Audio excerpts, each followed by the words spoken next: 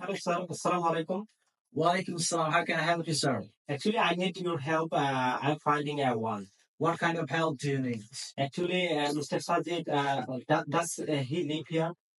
Does Mr. Sajid say again? Okay. Does Mr. Sajid live here?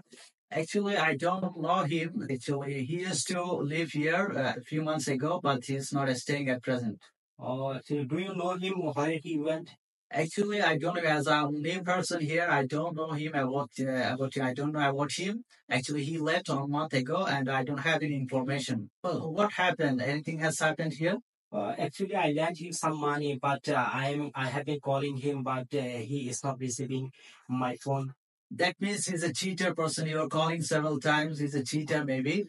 Keep trying, keep calling him. And when he picks up your call, that time you can talk to him. Okay, thank you so much. If you get me. Okay, no problem. If I get any news or information about that cheater, that time I'll inform you. No Okay, problem. thank you so much. Okay, inshallah. Okay, Assalamu alaikum. Thank you very much. Thank you. Talk to you later. Nice to talk to you. Okay, nice to meet you too. Okay. Okay.